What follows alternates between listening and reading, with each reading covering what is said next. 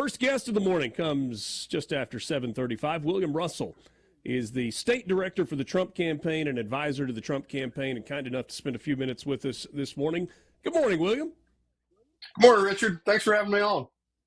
Absolutely. Appreciate a few minutes of your time today. A lot of people are waking up to new polls today from New York Times, Siena.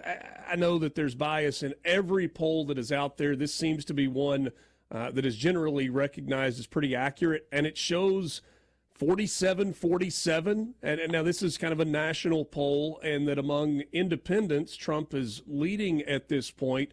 There are folks that have pointed out that this is ahead of where Donald Trump was polling in both 2016 and 2020. From your perspective as state director of the Trump campaign in Mississippi, what does that mean? Well, for us, in the state of Mississippi, Donald Trump has dominated the state for years now, multiple election cycles, not just in the presidentials, but also in the midterms, and that's reflected, greatly, not just in Mississippi, but across the South.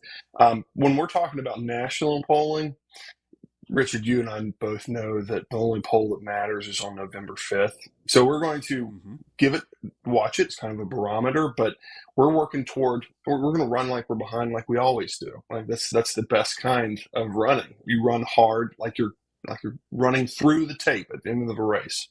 And so polls are good. It's good that he's running ahead of where he was in 2020. But we're going to continue doing what we're doing, because obviously the message that Donald Trump has for the country is resonating, especially right now. I mean, we saw what's happening on the border, and we see what's happening in our grocery stores, and we see what's happening on the streets down in our own neighborhoods. Like these kind of things, these problems that we're facing right now, these are not new problems. They're problems that have always existed, but they've really grown under the Biden administration. And there's no reason to believe that the Harris administration would stop that. I mean, it's kind of ironic to sit and listen to Kamala Harris talk about all the problems that she's going to fix when she's president. Well, yeah, you're vice president right now. Well, why aren't you trying to fix the problems right now? What's stopping you from closing the border? What's stopping you from stop spending as much money so we can lower inflation? I mean, it's kind of antithetical when you get down to it. Yeah, it's almost like if you make it a business example, you're a vice president for a company, and vice president for sales, and sales have been floundering, and there is an opening at the CEO position, and you're saying, I want to be CEO so that we can fix all of these problems. And you're like, yeah, but what have you done in the role where you were directly over sales in particular? Exactly. It doesn't make a ton of sense. William, I'm curious about this. You mentioned those kind of three issues that are so important: the economy, the border, and the security issues that we're dealing with.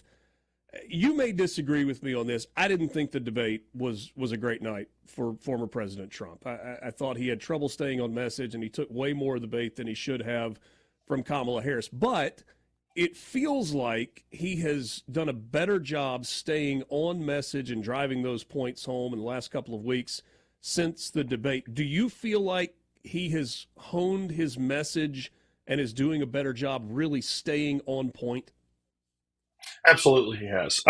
That's something that he has, as this campaign has continued, gotten more and more specific, because we're starting to hear more and more people get a little bit louder about the issues that are actually bothering them. And he is so in tune with the people of America that when we talk about the issues, these are all issues, again, we've all dealt with for many years now, and it's now getting a little bit more specific. We remove the ad hominem attacks, and we start focusing on the actual problems. And it's a binary choice at the end of the day.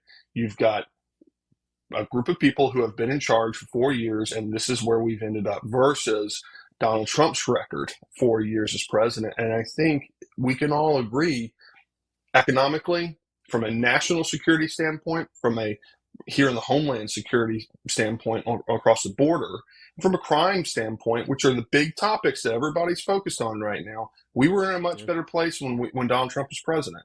And so if we remove the personalities and we just look at the records, which is where Donald Trump is right now, talking about his record, talking about the things that he's going to do, like it's a layup.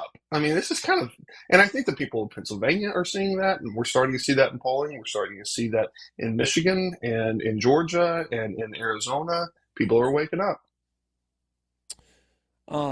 I've used the phrase that it is an infinitely winnable election for Donald Trump if he will just stay on message. And hopefully that's what it looks like for the next 50 or so days until we get to Election Day on November 5th. We're visiting with William Russell from the Donald Trump campaign. He's the state director here in Mississippi, an advisor to the Trump campaign. So we know how important it is to vote, right? We know how important it is to exercise that right.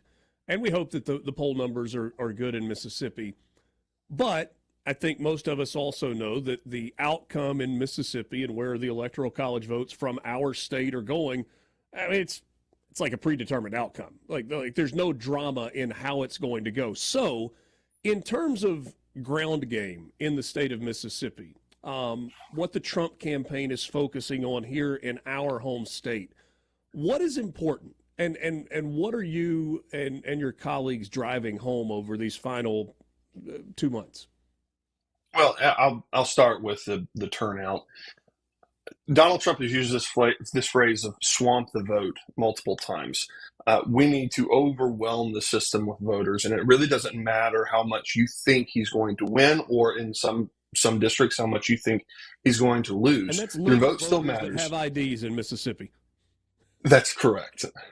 It doesn't matter.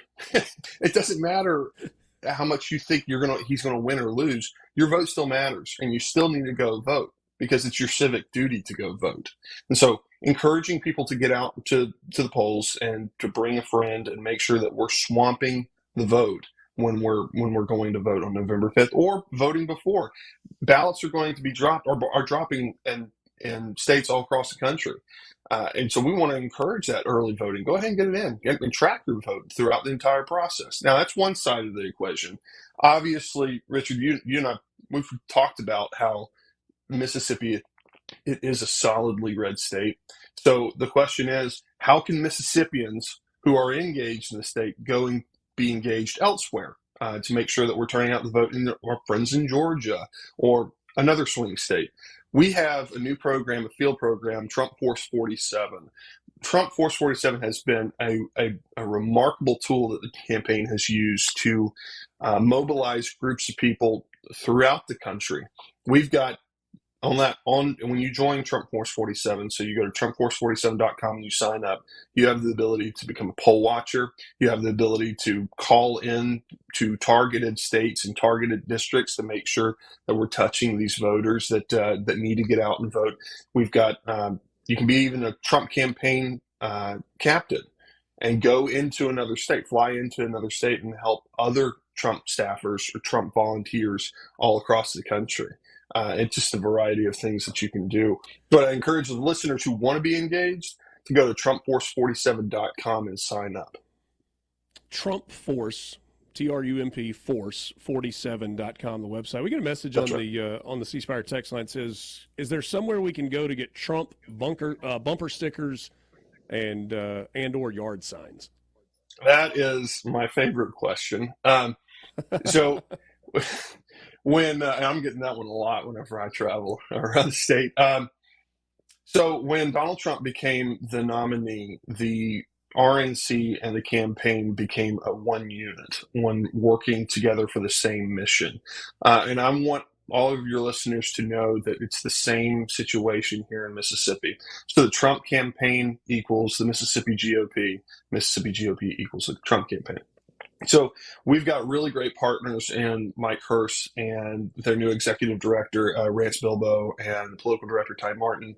We're going to list the great people who work over at the Mississippi GOP. They're the ones who are housing a lot of the collateral, the yard signs, and the bumper stickers and that kind of stuff at Mississippi GOP headquarters in Jackson. Now, you need to work through your local county party, your local GOP party. They're making the requests into the Mississippi GOP, and they'll get signs shipped out to you guys. And that's where you can procure those. There you go. So go to your local county's GOP headquarters or website, reach out to them, tell them that you want a sign or a bumper sticker, and they will help you navigate that. Good stuff. That's right. William, thanks so much for your time this morning. Appreciate you jumping on early with us, and look forward to catching up again soon. Of course, Richard. Thank you very much for having me.